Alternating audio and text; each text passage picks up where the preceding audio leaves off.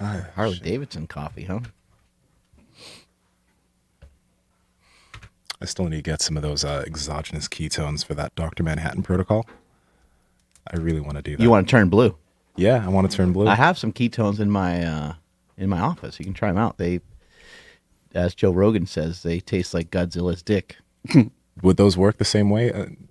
You don't need any of those. Okay. Yeah. Yeah. Okay. I told you. I think he had something. I think so. Yeah, I forgot think that. they should work. I think they should work the same way. I think what he's saying is I think that you need to like kind of like prep for it, you know? Yeah. Yeah, he gave me some detailed instructions after. Yeah, I don't think it's something you just like eat a pizza and then throw down some ketones. I think it's you got to like do a little prep work. Yeah. He going fast. into it. He fasts for like 24, 30 hours and then use 4 ounces of pineapple juice along with his ketones. And like he says, like a few minutes later. Pineapple juice, that's for the semen, right? Yes. Mm-hmm. Yeah, it's a pineapple's last We night, already so- talked about Godzilla's dick and semen, and we're not even Not even a minute in. Not even a minute in. It's going to be great. One of in those semen. Yeah, that was my high school nickname, partially. It's better than spooge. Spooch? Who's Spooch? No, I'm just days. Somebody's definitely nicknamed Okay, Scrooge. and you guys laugh so much. I don't know what a spooch is or what it may mean. Oh, it sounds bad, right? It sounds bad. Sounds but- negative. I think your generation would call it skeet Oh, okay. Spooch? or splooge. I know. Splooge makes more sense. Splooge, yeah, Splooge, okay. Yeah. Spooch. I don't know, whatever you want to call it. Yeah. What do people always say when they're like on people like on my YouTube? They always say I just came from Pornhub and I'm still fapping. Yeah. It's impressive. And I'm like, that's kind of weird because this is like a deadlift video. But Yeah. whatever. Yeah, people like to use those videos for pleasure. Speaking lot of weird, bodybuilding speaking videos. of weird stuff, the Natty Professor showed us his feet the other day, Oh yeah. and we think that you're going to end up on some weird internet sites, buddy. Most definitely. A lot of the videos I've posted have probably been used for pleasure in some way, not by women, by men. Oh. Yeah, it's really weird. And you're just- Bodybuilding is odd. It's not that weird. A little bit. No. Yeah, I found out a little. So it was early into my bodybuilding, like I guess career, right? When I was doing my first few shows, I got this email from a guy in Canada. No, Is he going to explain how he doesn't have a job right now? I believe so. no, it was an email from a guy in Canada, and he was like, I want to sponsor you. I'll pay you, to Talking about Omar stuff? Nah, but in essence, so I was like, oh, cool, sponsorship. Go a little deeper. He's like, oh, you just got to send me a few videos of you posing. I was like, posing? Like, why? Just so I could see your progress. I'm like, huh, all right. So Alberto Nunez was my coach at the time, and I sent him this stuff. He's like, nah, bro, don't continue. This is some G4P stuff. And then it escalated. He's like, okay, you know what? If you want to do this, I could fly you out. I got a place out here. I could fly you out. And then just to see what you're working with, I'm like, oh, okay, yeah, this is definitely some weird stuff. Mm-hmm. So there's a lot of that. Yeah. There's a lot of that. So how was Canada? Yeah, no, I didn't. You're like, so I lived on Vancouver Island for 3 years with a guy. But I was smart with my money, so I'm good. So that's why I'm self-employed. I can just chill at home. He's like, I'll pay you $4,000 to $5,000 a month. And then I was like, wait, for what? So bad. A lot of bodybuilders got to do that, though. Probably. That's do pretty that. good money, dude. It's not bad. It is, Surprised but you it's turned it down. Oh god. Yeah, I think it's definitely weird for chicks though too. Somebody who passed through super training was telling me how a guy DM'd her, was like, "Hey, I'll pay you on like 10 grand to step on a mouse in high heels." And I was like, "Do you need a cameraman? Like, I'm cheap. Like, what you got?" Dude, And I don't think you should be talking about Tony Hughes like that. He's becoming a good friend of ours. I said female. Oh. Yeah, no. So last night I went to Woodland. Hey, the old and, stomping grounds. Yeah, and I went to this senior center that my dad is part of. They have all kinds of like youth programs there and stuff. I don't know why it's called the senior center. There's a bunch of young kids in Yeah. there. My mom trains there. Oh, does she? Yeah. Very cool. Yeah. And so my dad has been my dad goes to church in Woodland, and so he knows all these people and stuff. And my dad's super personable, and so my dad got involved in this this youth boxing program. He just goes over there and just like helps out every once in a while. He goes and just talks to the kids and things like that. And he's told the kids about me and my brothers, and Mike was a professional wrestler, and talks about Chris, and my parents are always talking us up big time.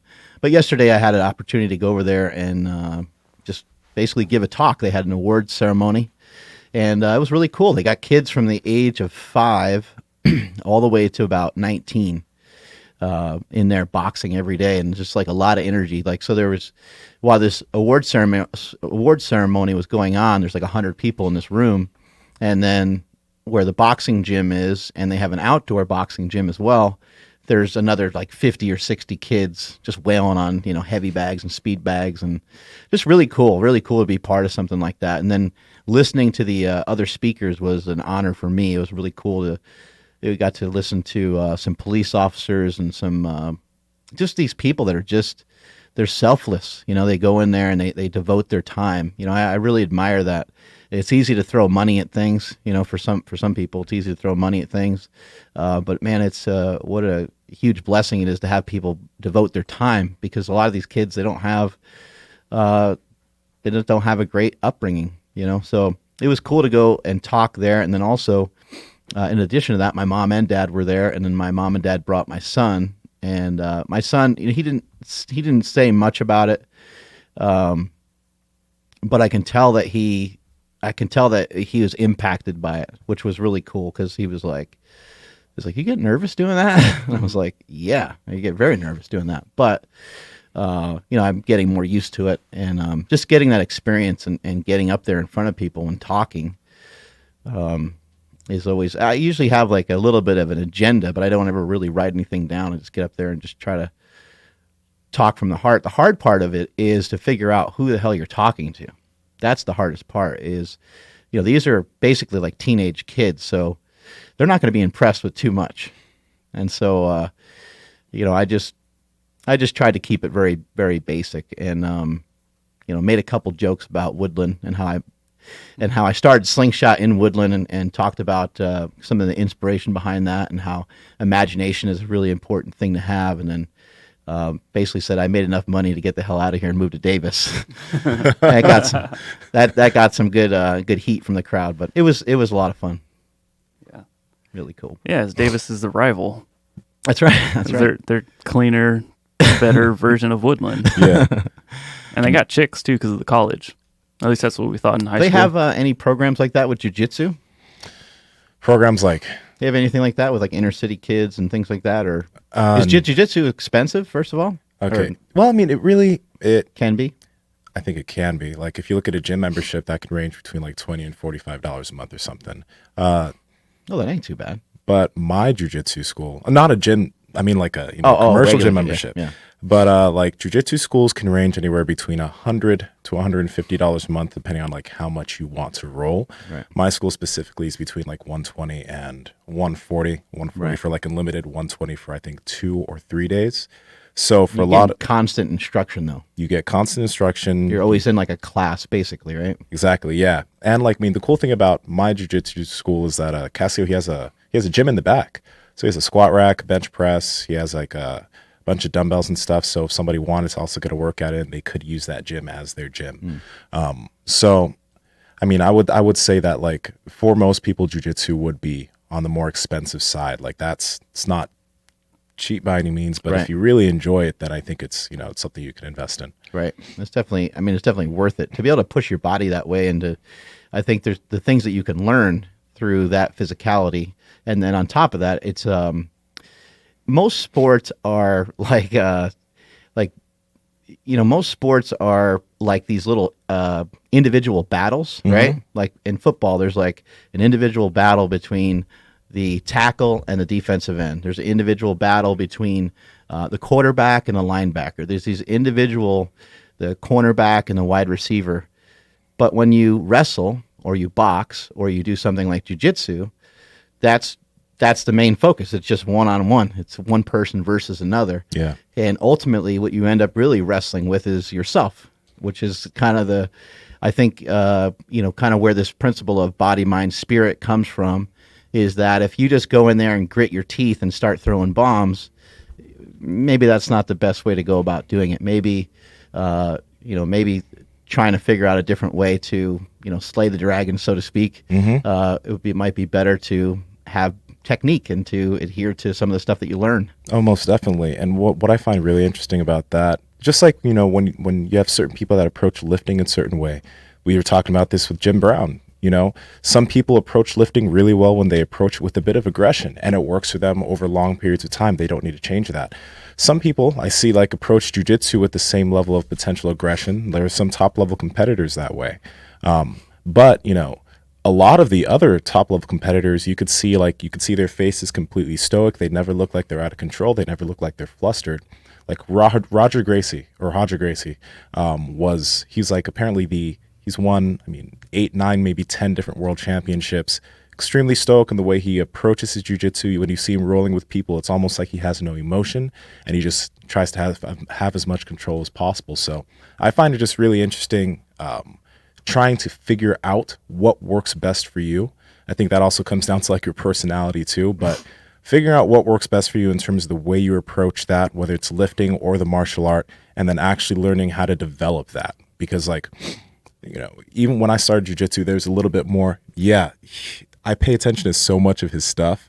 Well, let me say something about Roger Gracie real quick. I know we don't talk about jiu-jitsu too much, but Roger, he's won the most world championships out of any competitor.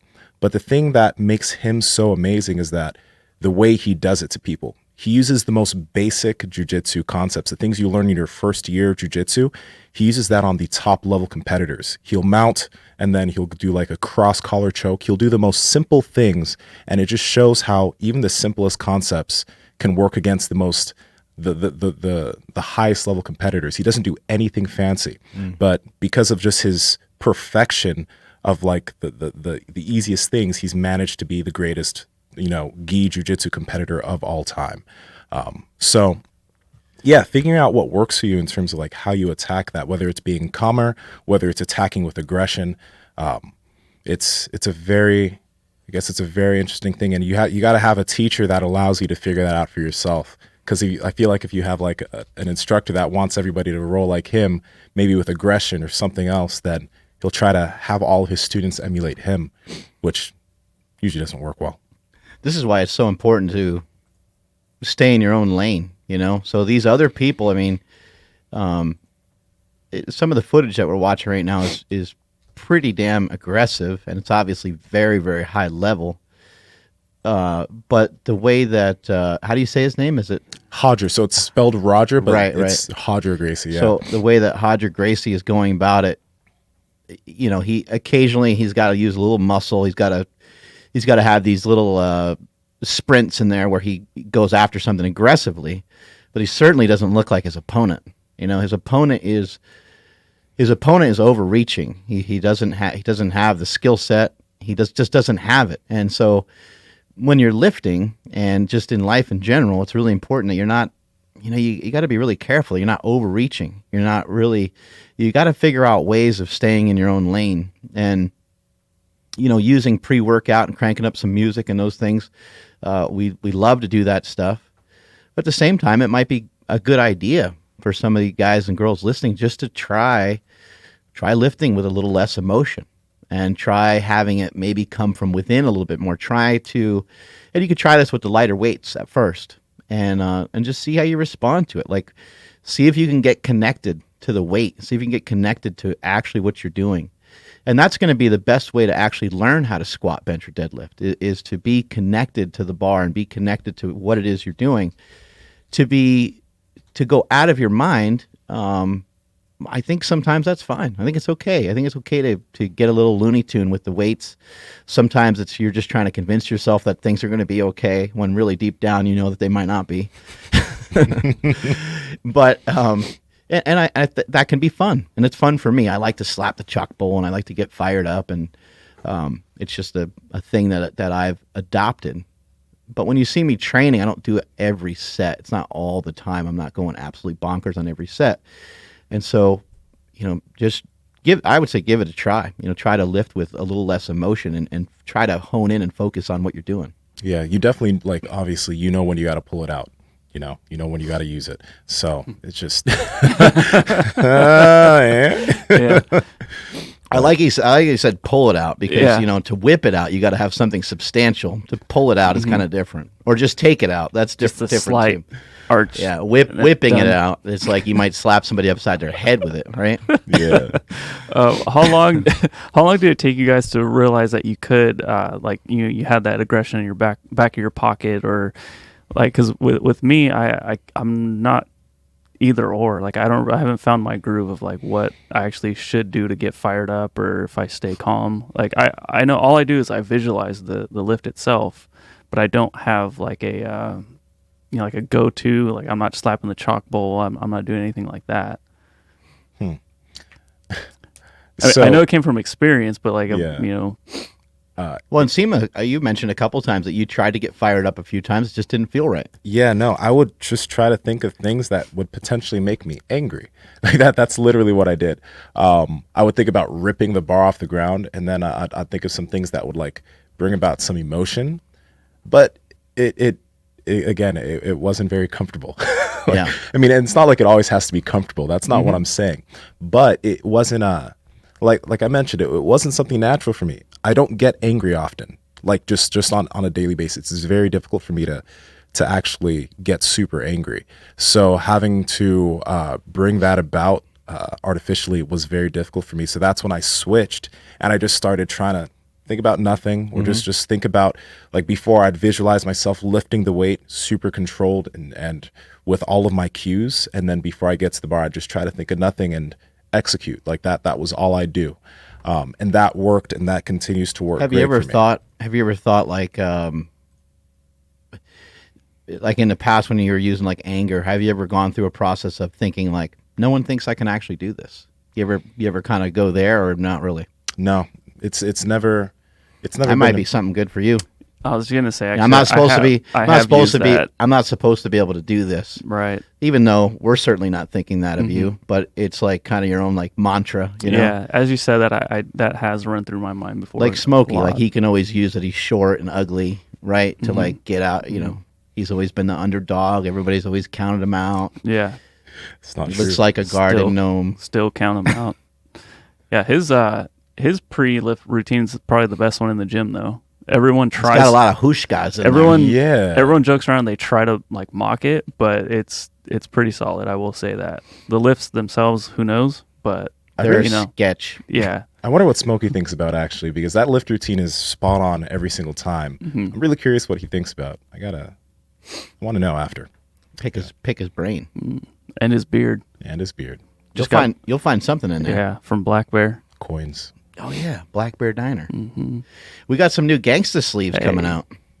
Fatter than your mom's ass. Those are pretty thick. Yeah, They're real thick. Thicker than molasses. yeah, 9.5 millimeters. We would have made them thicker, but we broke the machine. So why'd you do this, by the way? Just there's been a demand for it. People have been asking for it, and people are like, "Hey, can you make thicker sleeves? Make thicker sleeves?" And we've been like, "Well, hey, like they don't allow thicker sleeves in competition." And people are like, "Who cares?" And then plus strongman athletes and Olympic lifting and in CrossFit, they don't have the same rules that they have in powerlifting. In powerlifting, you can only have 7 millimeters, so that's why it's got to be 7 millimeters or less in powerlifting. But in some of the other sports, they don't care. So they really don't have a thickness limit? They don't care, and snap. When it comes to strongman, I mean, you can wear like 2 belts and you can wear straps and you can kind of do. They're like, hey, we don't care. Yeah. Go ahead and try to pick up 1,100 pounds. Do it whatever way you want. You can hitch the weight. You can do it whatever way you need to. So, yeah, I'm excited about it. I was wearing a 2XL the other day for some squats, and it felt amazing. I mean, it felt as if I was wearing like an extra large because of the extra thickness, and it actually will kind of push your foot forward when you're walking, almost like you're wearing a pair of knee wraps. So I think this is a good blend in between, somewhere in between a light knee wrap and a knee sleeve. So How would you use them in like say meat prep or something? Because I know there's going to be Yeah. somebody that's like, "Wow, why don't you want to get used to using them because they're so thick?" I would say it would just depend on your strength level and depend on kind of like what you're used to. I think the difference of going, to something that's 2.5 millimeters thick probably won't make that big of a difference. At the same time, I don't think it's ever a good idea to bank on lifts that you're doing kind of quote unquote illegally. Yeah. So like a high squat, like I wouldn't take a high squat to a meet and like try to cash that in. I wouldn't be like, oh, I squatted 405 in the gym. But when you squatted 405 in the gym, everybody agreed like, dude, you still got to get like 3 inches deeper. I wouldn't ever assume that's a weight that you can do. And having said that, that would be like a third attempt, something that you would squat high in the gym, possibly, maybe not even. But in terms of your actual training, I think it would be totally fine to wear it when you want to just roll the dice and go for something big, like you would with a slingshot, or when you just got done with a competition and you just want to train, you just want to have fun, you just want to move around and maybe handle a little bit extra weight. For me, like I don't plan on squatting in competition anytime soon, so I'll just wear them all the time. And there's a lot of people that don't compete. I don't think you have any plans to compete in powerlifting for a while, right? No, I don't. So like that's the thing, if you really love powerlifting and you really love lifting heavy, cool. But you also don't have to adhere by all the rules. You can use elbow sleeves when you bench. You can use super thick knee sleeves when you squat. It's not gonna have any effect on like any type of competition later on. But yeah, if you're about to compete, just use normal knee sleeves when you're getting ready for competition. It doesn't take that long to get used to it. It's only 2 millimeters. Cool. And then in comparison to the strong sleeves, is it the same like toughness? Yeah, it's the same as the strong sleeves. It has the same stiff jersey on both sides, which we have the only knee sleeve on the market that has that. And if you don't know anything about neoprene is basically kind of what a swimsuit is, or not a swimsuit, what the hell is it called? Like a scuba diving suit, right? Suit. A wetsuit. There we go. It's kind of like what a wetsuit is made out of, where you can literally just pull that stuff apart. It's very soft. It doesn't have any real strength to it. But once you take neoprene and you put you attach it to something, then it makes it stiffer, and that's what makes our knee sleeve stiff. And we put a jersey on the inside and the outside, and then we also it's only a two-way stretch, so it actually only stretches and expands the way of your calves to make room for your calves, to make room for your leg to go through the product. It stretches outwardly, but it doesn't stretch vertically. Vertically, yeah, it doesn't stretch vertically. It's really stiff that way. So if you take a pair of strong sleeves or the new gangster sleeves and you pull on them, you'll be able to pull them apart, but you won't be able to pull them up and down. They won't move hardly at all. Gotcha. Does that affect the sizing then? Like if I'm a large in a strong sleeve, I think you should be able to still fit in the same size. And then it'll just be a preference on how tight you want them to be. So for me, the other day in training, I don't really care, that I'm hitting the absolute maximum weight that I can hit. So I went like a size up. But if you want to like hit like a little bit more than your best, then you would just use the same exact size. Gotcha. And definitely illegal, like across the board, except strongman. Yeah, I don't think you can wear them in any. I'm unaware of any powerlifting federations that just let you wear whatever you want. But some of them don't check. So there's that. Just get a strong sticker and slap it over the gangsta. Exactly. Yeah. Something that came up the other day that I was thinking about when I was thinking about some of the things that are similar with bodybuilding, some of the things that are similar with powerlifting, and I even got to thinking of like, I trained yesterday and I did 435 for a triple on the bench. Felt pretty good. But this kind of training is, and part of the reason why I retired from powerlifting 75 different times, I'm starting to be like Brett Favre over here.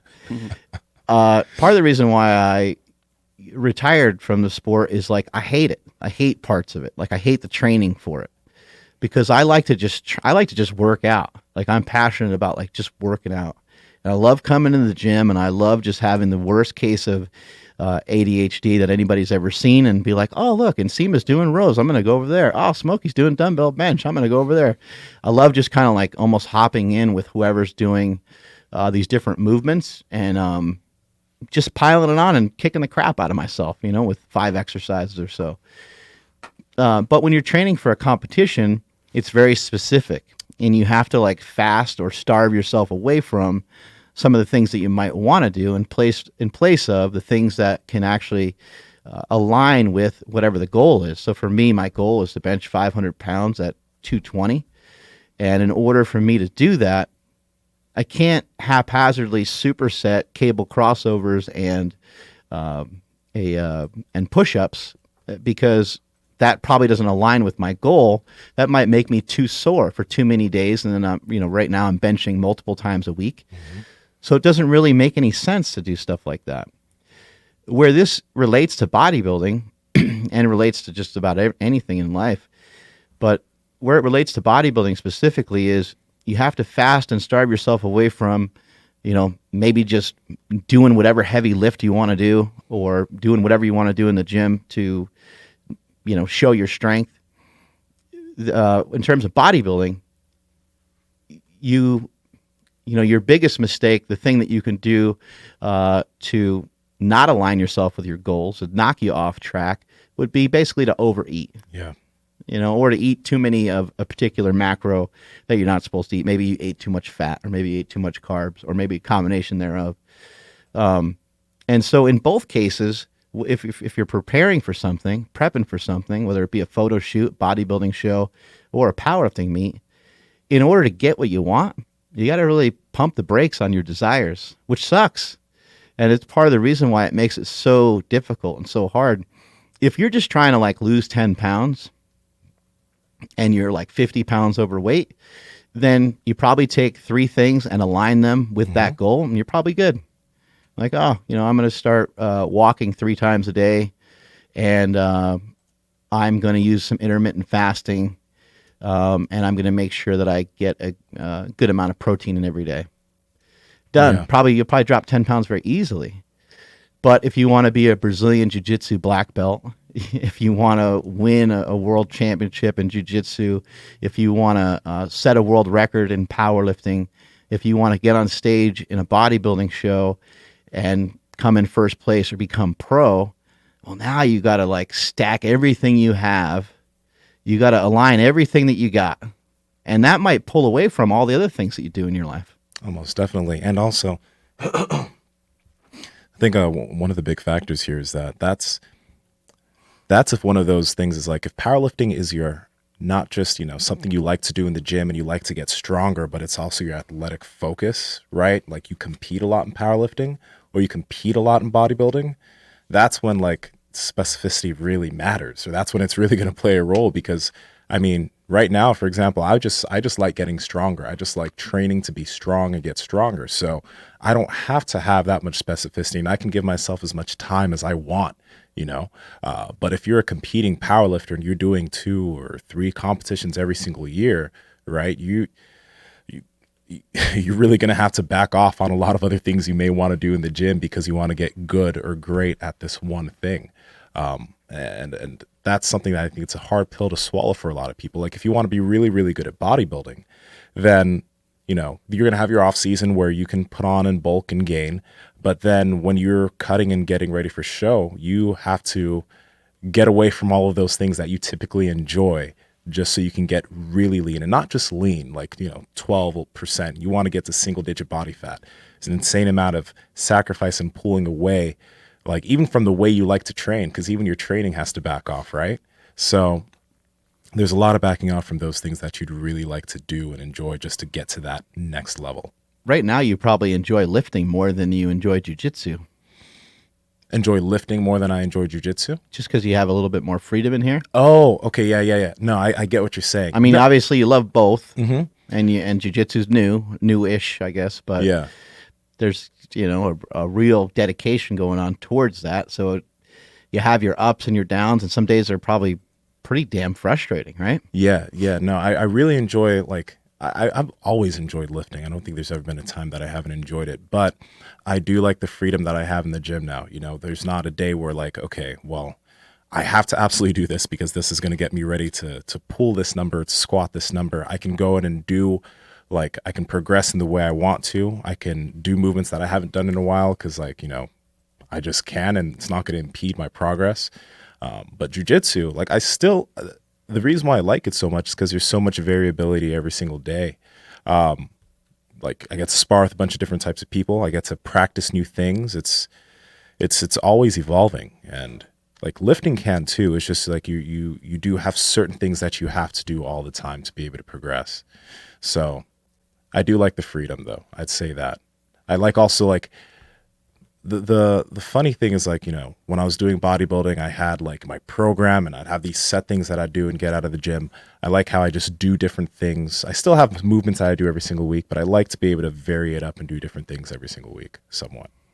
Yeah, I've a couple weeks ago, I was just kind of eating a little bit of what I wanted. I still had some restrictions with the diet, just utilize some intermittent fasting. But if the family had pizza, I ate pizza. If the family went for some burgers, I ate a burger with the bun. Just little things like that. It wasn't like too detrimental, wasn't too crazy. Yeah. It's my fat coach, Jesse Burdick, just said, hey, look, you dieted pretty hard for the last powerlifting meet that you did, and you should probably put some weight back on, and don't go crazy with your food, but also don't have so much restriction going on that you're making yourself crazy. And so I was like, all right, cool, sounds good. And so, but what I noticed with that was, so going towards your desires, it covers up your potential. It covers up what's underneath. It covers up substance. And substance is something that gets overlooked all the time.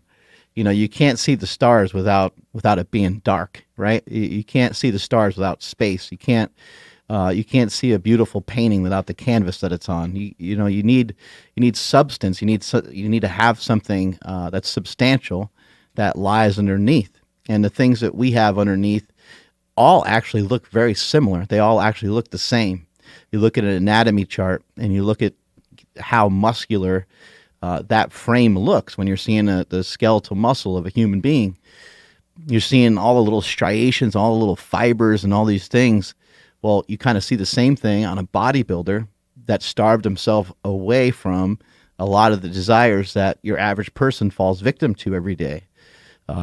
Eating ice cream, enjoying some alcohol, all these things, right? They're all things that are going to pull you away from what you're trying to do.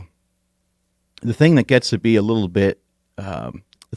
really hard is you can't really see your true potential unless you worked really hard from it, unless you abstained from at least a good portion of your desires. If you just always went towards your desires, you'd probably end up in jail and single and divorced and like whatever. Like there'd probably be a lot of like mayhem in your life, right? Oh yeah, man. It would be, and you just like somebody's like, hey man, want to try some drugs, and you just do that, and you just kind of like you just fucking do whatever, right? Yeah. It's like there's got to be. And we do it every day. We don't always notice it, but somebody might be like, hey, man, want to have a beer? And you're like, no, I'm good, because it's like 2 p.m, and that's not where your mind's at, and you don't feel like doing that. But sometimes we do it to a much stronger and much more powerful degree because we're trying to align everything we got with this particular goal. The problem is we do have other people in our lives. We do have other obligations, and we are human, so we don't want to become like a fucking robot. Yeah. And then so it's like, I heard what you said. You want to be a Brazilian Jiu-Jitsu black belt in this amount of time, but do you want that in place of everything else in your life? The answer is probably not really. Yeah. Right? Exactly. Like not in place of everything I got in my life, maybe in place of some stuff that I have in my life. Maybe I could take away some freedom. Maybe I can, not work as much because I'm focused so much on the jiu-jitsu. Maybe a little less time lifting weight or whatever the things would be that you'd have to cut back on. Yeah. But you don't want to like lose your girlfriend. You don't want to lose all these other things that you have going on, right? Mm-hmm. Yeah, and you touched on something in terms of the desires aspect of things and like your goals, right? So, if you have the goal of being a super strong powerlifter, right, you have to back off of other things. You might have to just eat more, but you have to back off of other things in the gym so you can, work on that and get stronger. Personally, one of my main desires for a long time has been like this aspect, and we've talked about it, like self-mastery and controlling myself, being able to like, just really have control over like my urges, etc. So for example, when I found out how sugar affects an individual's brain, right, and their desires for that, I didn't want to be, let's just say, out of control or like feel that I had an urge to have that thing. So I purposefully started getting it out of my life. And the thing about flexible dieting, right? When you hear about a lot of flexible dieters and they're proponents of the diet, one of the big factors about flexible dieting is that you can track your macros and you can really manipulate your body composition to where you want it to be, even if you had an excess amount of sugar in your diet. And it's very possible. Even if you had excessive amounts of sugar, if you're really active and you track your macros and you're in a caloric deficit, you can drop body fat. Doesn't mean you're necessarily super healthy, but you can drop body fat and actually have a good looking body. But for me personally, even though flexible dieting is something that I practiced, I had to get, I cut sugar, a lot of it, out of my diet so that I could have more control over my urges, more control over myself, since that's one of my goals. So the whole desire aspect of it, and just like, and this is another thing, like when I was a really young kid, I used to watch a lot of porn. Like when I was 13, 14. No, that's when I got into it. Like seriously. That's it, I'm out of here. That's disgusting. What's wrong with you? No, very seriously. Like that's when I got into it. And it took a lot of my time. So I had to, because I learned the effect that it had on me and my brain, etc. And I had to figure out a way to get it out and just get it out of my life. So that's another reason why that's something that I just backed off from and I stopped, because it stopped. I guess it had so much of an effect on me that it caused me to not have control over what I wanted to have control over. So it's that idea of abstaining from certain desires to get to that goal, my personal goal of self-mastery and control over my mind. It's, it's kind of weird, but it is what it is. Well, Andrew talked about, getting in here and training early today. And, I sometimes get here really early. I don't do it every day, but sometimes I'm here at 4:00 working out. Things like that.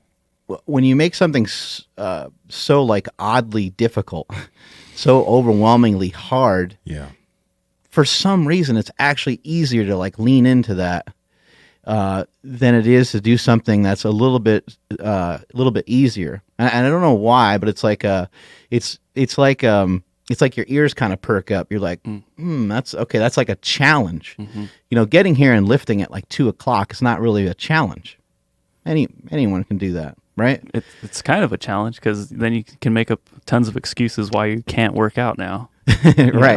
Right. Well, there's that too. Yeah, maybe you're tired from work, mm-hmm. right? So now you got a whole nother thing of excuses to kind of lean on. But I guess my point is that the second that you let anything like sugar, any of these things that can kind of end up in your life, anytime you let some of these things in, you just open the door a tiny bit, you crack the door open, you're like, I'll have some ice cream. What's the big deal? Right? And then it is a big deal. And that's why we meet so many people that we think they're just totally crazy, like a Mike O'Hearn or Stan Efferding or some of these people we've had on the show before. Like, when's the last time you had a cheat meal or some fucking French fries or something? And they'll say 12 years ago or something. You're like, what? How is that possible? Yeah. But they have just learned that there's not any room for that shit in their life. They have continued to lean into the things that make them feel better, that make them want to be better. And anytime they deviate from that, they end up wasting time. They end up going backwards. Training at 4 a.m. like that, it's not just the training at 4 a.m. It's that if you want to train well at 4 a.m., you have to sleep earlier. If you have to sleep earlier, you have to be better with your work during the day. There's so many other Andrew's face right now. Yeah, well, when you just said opening the door just a little bit. I looked at the clock last night, so I text Lauren. I'm just like, yeah, dude, let's train in the morning. We got to get in here at 6 because we're gonna podcast at 8. And I looked at the clock, and so you start calculating. It's like, oh my gosh, I'm only gonna get at that point. I think it was 5 or 6 hours of sleep. Mm-hmm. I was just like, but then that door cracked open just a little bit of doubt walked in. Yeah. I was like, nope, let me slam this door. I'm going to bed right now. I don't care. It's going to be fine. But yeah, at 4 a.m, man, that's a different animal. Cause that's like, for me, that's almost no sleep. Mm-hmm. Yeah, you got to wake up crazy early. And it might mean that like, yeah, you got to, go to bed like insanely early, or somebody might have to try to figure out like when's the time I can get a nap, and maybe they don't have room for a nap in the middle of the day. Yeah. So it can be very, very difficult to figure out, but I like the dedication to it. I kind of like the challenge of it. And right now I'm trying to balance out, doing that kind of stuff with hitting this big bench, because it doesn't make sense to not sleep. So on days that I do wake up and get here that early, I've been taking a nap, which I haven't done in a long time, but man, it feels great. Like a 2 hour or like a 1 hour?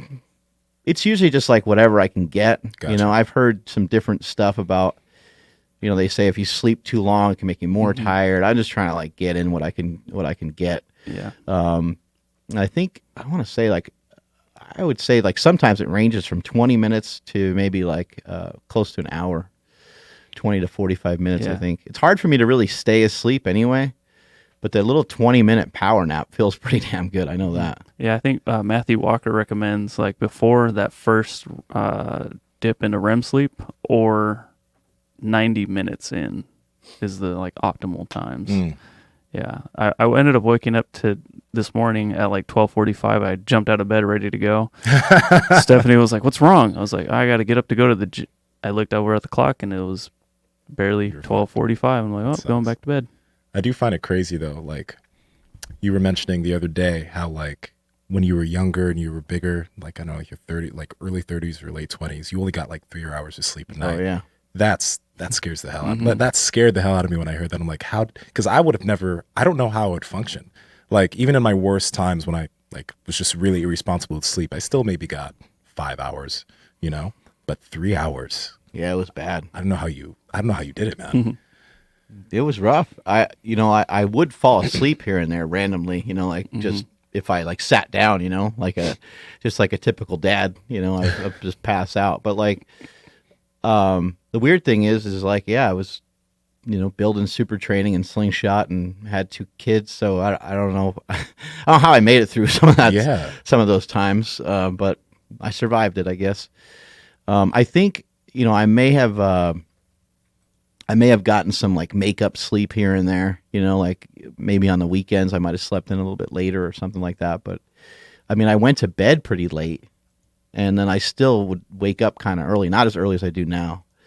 But I'd still wake up at 6 or 7 and go to bed at like 11 or 12, so still wasn't really, but I just had a hard time. The hard part was staying asleep. I'd wake up and then I would just be up and I just like couldn't go back to bed. So I'd watch TV, and then I was like, okay, I'm feeling tired now, I'll go back to bed. But that's probably the worst thing too, is like, staying up like that watching TV is probably not a great idea. Watching SpongeBob, right? Watching reruns of SportsCenter 50 times in a row. Oh man, that's when you're at a low. How'd you guys do with the Instagram crash? Speaking of urges, the IG crash. I didn't hear about it till later. I guess yesterday was when it was. My phone seemed to be fine. I didn't see anything. Mine stopped working on Monday, and then when it didn't work, I didn't get back on until Wednesday. I didn't realize there was a crash for a while. So I guess that's a good thing. That is a good thing. Yeah. Yeah. I think the main part was you just couldn't post, I guess, but I couldn't see anything. You couldn't see anything? Nah, nothing would pop up. So I was just like, oh well. Yeah, I like I said, I had no idea that it actually happened. Right.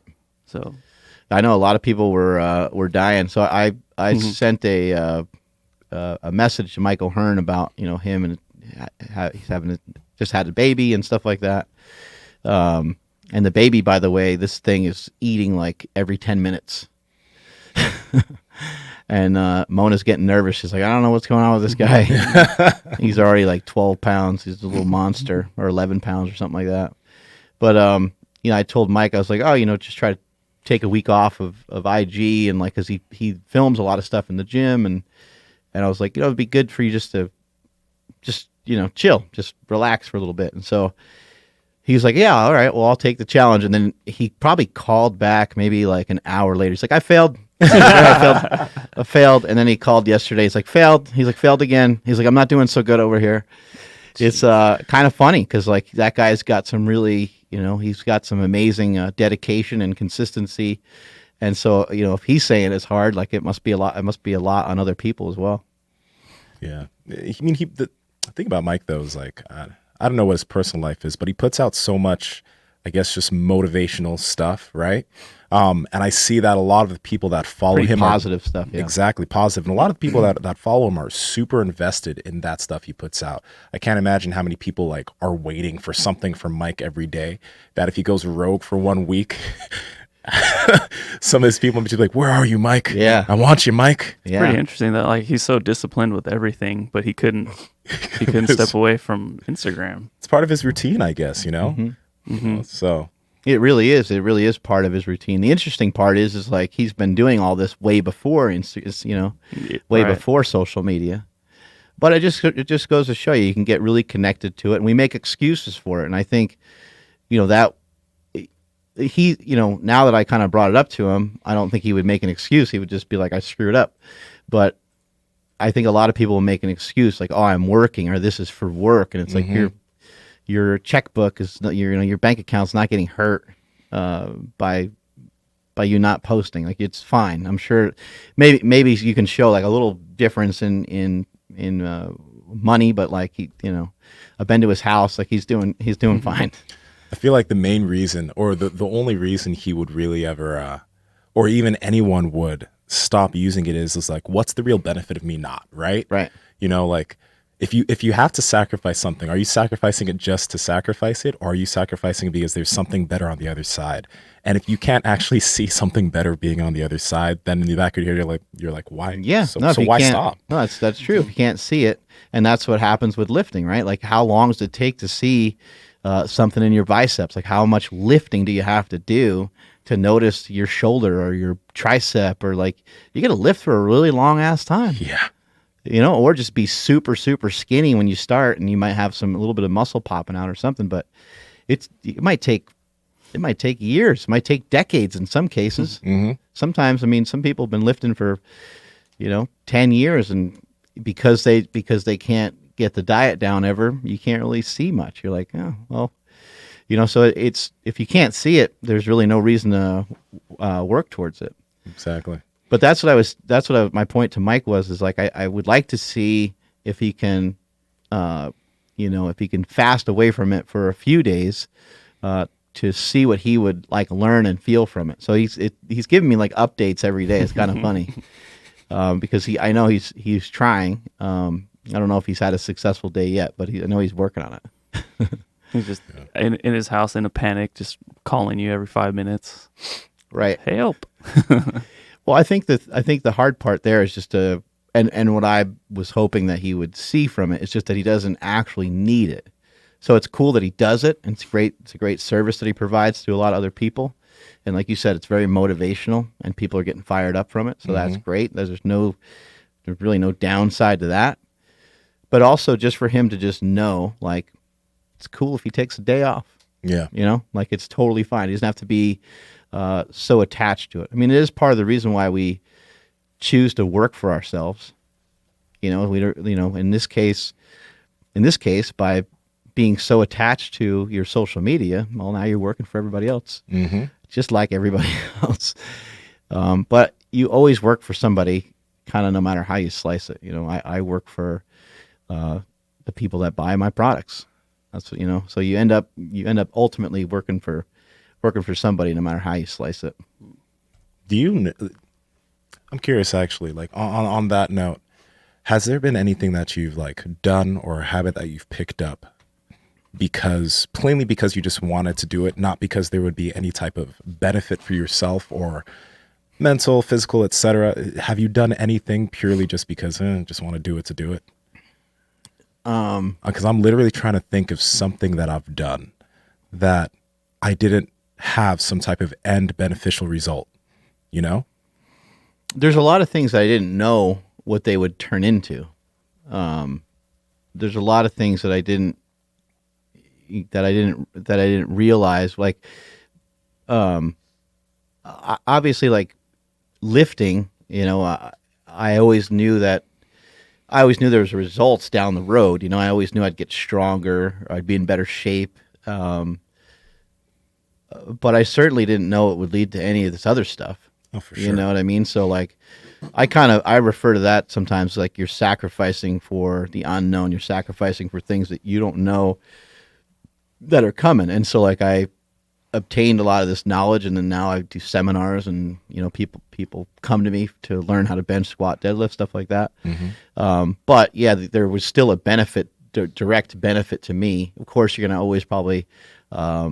You're going to probably always look at like there's always going to be some. So I mean, that's just the way. I think that's the way it all works. There are some things though, like in terms of just like waking up early. Obviously, I feel there's a benefit to it. Is there really a benefit to it?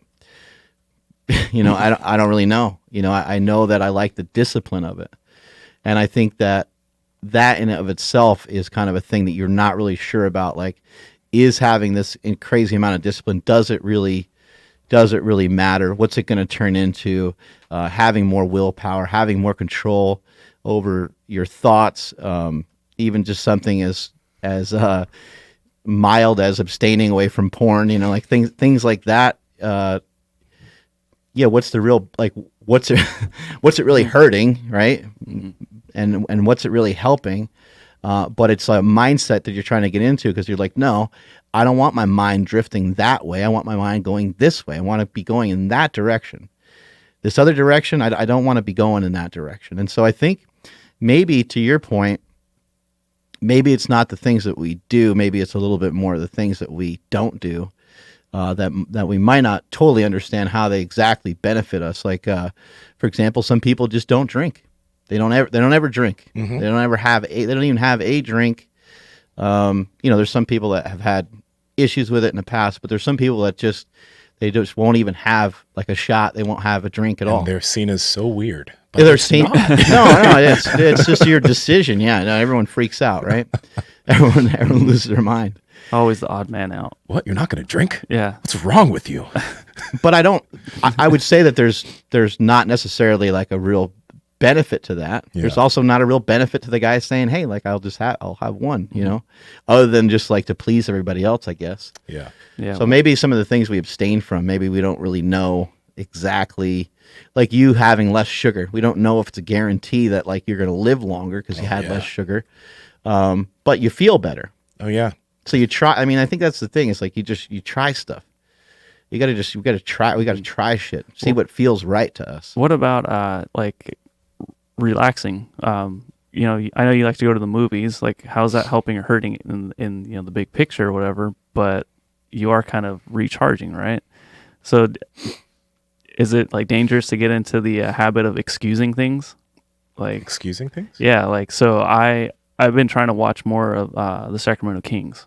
Because like I haven't been watching them for basically since I got here to super training, because I just been, how's it helping, hurting? Okay, if I watch the game, it's not going to get my photography any better.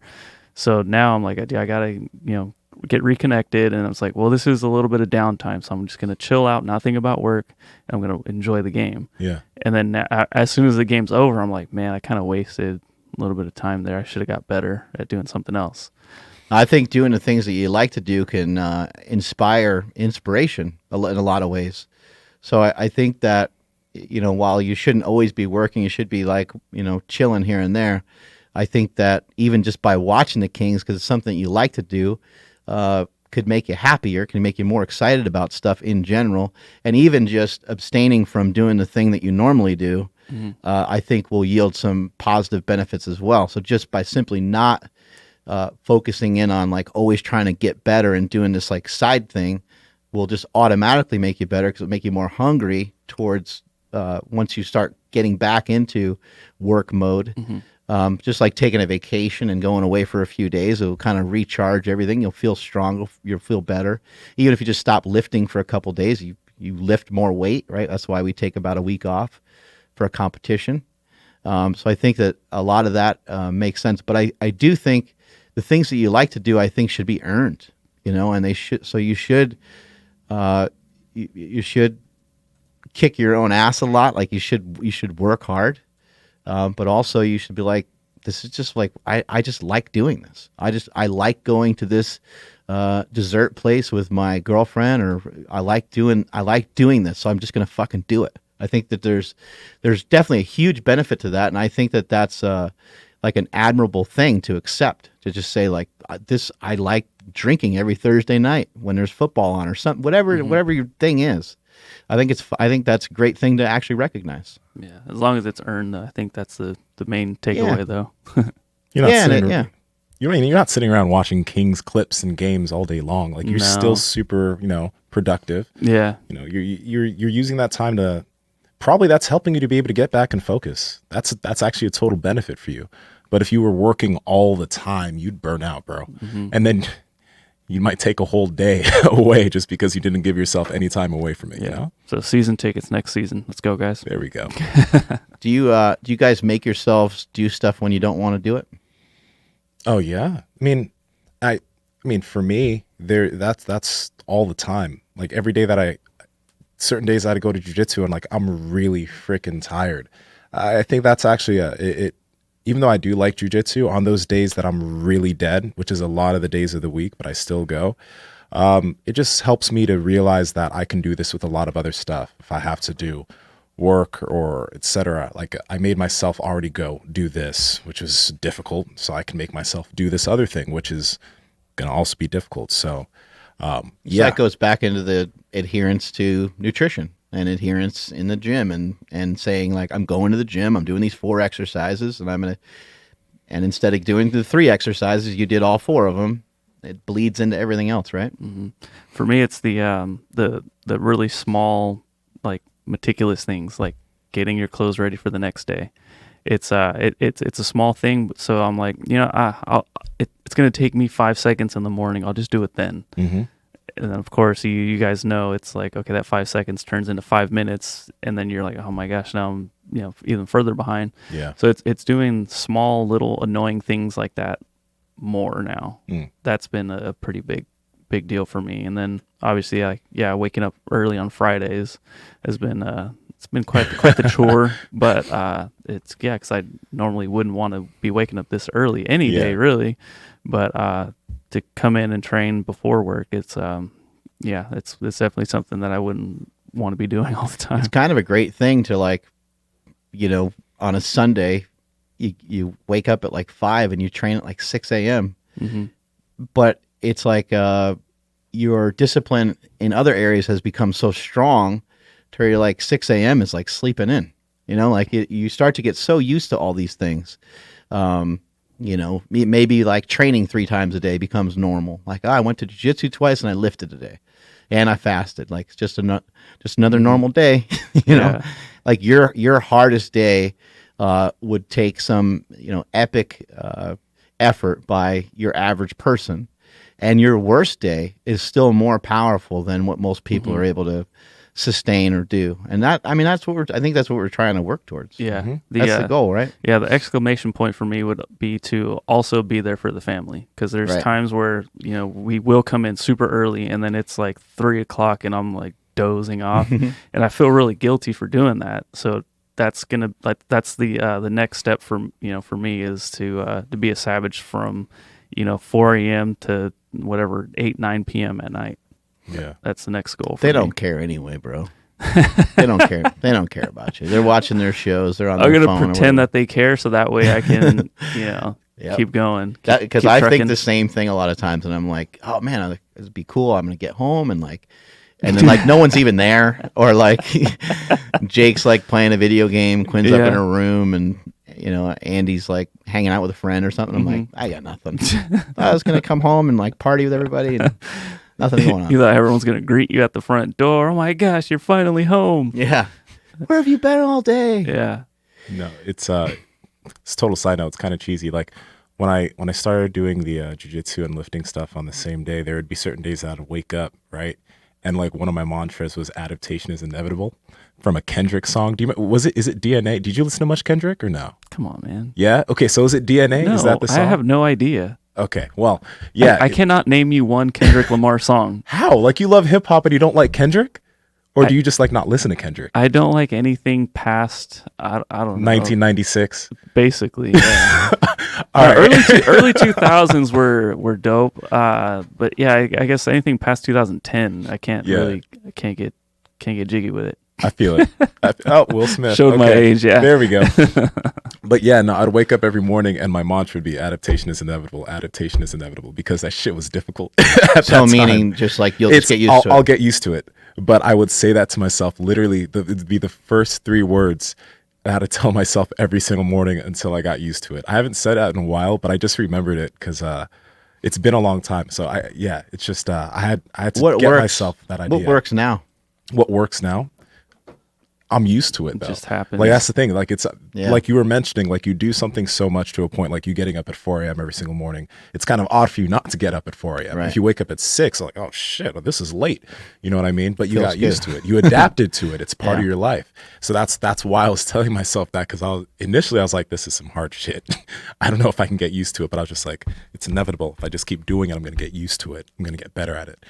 So something that helps me is the second that any sort of self-doubt creeps in, or that other voice starts talking you into doing other shit, that means you better go. Like you better fucking get moving, like right then and there. Yeah, you gotta juggernaut it. You gotta get moving. And that's is it Mel Robbins, right? I think she's the one that kind of talks about that kind of 5-second rule. But I think that's really important. So if you wake up and you're groggy and you're like, oh, it's gonna go to the gym, but then you're looking at the clock and you're like, well, it's 20 minutes to the gym, and it's by the time I get ready, and you're so done. Yeah. You're so done right there. Just go. Just go and get it done. Whatever it was that you were trying to do, just make sure that it happens. And I think there's also a time and place to adjust and to move things around a little bit. And so like you might have to say, you know what, I kind of missed my window on that, but I'm going like figure out a way to make it happen later. You know, I'm going to go to jiu-jitsu later. I'm going to lift later. I'm going to make sure that this happens later. Maybe you just text somebody that you're going to meet there and say, hey, I'll see you. You know, and that way you're like a little bit more accountable for like being there. You're kind of like, now you're stuck. And then someone's like, where were you at, bro? Why didn't you show up? Setting traps for yourself. That's a really good idea. Yeah, I had to do that today. I had to tell Lauren, like, hey, let's go at 6 a.m. Got here at 6:15, but, you know, I still got here. Yeah. And if he would have said no, he'd be screwed, right? Yeah, probably. I think I would have, because I was going to text Smokey first, but I know that he's doing something with Josh. So I'm like, okay, I'm going to see if Lauren will come in, and then I could train with him and get it in that way. So if he said no, I would have moved on and be like, hey, can I jump in with you guys? So, you know, I had options. That 5-second rule book, I just want to mention if any of the listeners, well, people are listening, but you might want to get that book. You know, like, I mean, we all have these different things as tools in the toolbox. And I think understanding that, like, I don't use it all the time, but there are certain times that I find myself counting and just going, like you mentioned. You know, if that self-doubt happens, just making sure that you get yourself moving. If you haven't read it, or you've, you've never heard of it, maybe you want to pick up the audio version of that book, The 5-Second Rule. It's really beneficial. A lot of good information in it, which will help you understand the way you think and how that kind of doubt creeps in, and some ways you could combat it. It's just another tool in the toolbox. So our our internal dialogue is just so ridiculous. It can be the amount of stuff that goes on, and it's kind of like the idea of just go, like, you know, aim and shoot at the same time. You sometimes just need to do it. And a lot of times when you just do it, you do it better than you normally would, because you're not really like overthinking it. You're not overthinking like all these steps and all these different things that have to happen. And I think we also have a tendency to talk about stuff that we're never going to do, which is a really awful habit, because that gets cement. Your body and your brain doesn't forget that you've talked about doing that shit, right? There's also it's also a good idea to really not talk about stuff until you've started doing it already. You know, it's a good idea to like try to get out in front of it a little bit. John Cena does that. You know, he's like when he was like learning Mandarin or whatever. He's like, I learned Mandarin, but like, or he said, I'm learning Mandarin, but he sent me like an audio of him rapping it. I'm like, you're not learning it. You fucking sounds like you got it. You know? So Yeah, I remember when I first saw that. There was one video on YouTube of John Cena speaking Mandarin, and that was so wild to me. It's so, and he sounds good. I read all the comments, and they're like, he sounds like a native speaker. And that's one of the hardest languages to learn too. right. That's insane. That's a good way to do it, though. You're already a couple weeks in. You're already a few steps into something. Yeah. You're already moving. You're already moving in that direction, and then you kind of just, say it as if it ain't no thing. You just say it like as if it's not a big deal. Like, oh yeah, I'm doing this now. People would be like, really? I didn't. Oh, okay, cool. I didn't hear you say anything about it. Like, yeah, I just picked it up, and started doing it. What else you got over there, Andrew? I'm looking for the John Cena video. Oh, dude, it's so. I think it's on Twitter. I got it right here. Let me turn this up. It's so freaking impressive. That's one thing I do, though. I always say, oh, I want to learn or pick up more Spanish, but I do it and then I stop. Like, I really do, but 你好，下个星期很多人告诉我中国人最喜欢 freestyle rap。我的 WWE 同学告诉我，问我如果我可以 freestyle rap，学一学。现在我学着自由是受伤，我的风格最好，你不敢模仿。我的理由很恶心，我的理由专业的，我是冠军，东南西北的。你从来没有听过人一样我， That's seriously 我比较你，我更像医生罗。你不忘记我大，你笑我的名字 John Cena，你不看到。So crazy. Mandarin. Somebody did have a question about the Gangsta Knee Sleeves. As far as like a novice lifter, should they hop into that, or should maybe they, I don't know, try the 2.0s or even the strong sleeves? Yeah, if you never really had a pair of knee sleeves before, there's probably not a great reason to dive into the thickest, fattest knee sleeves that we got.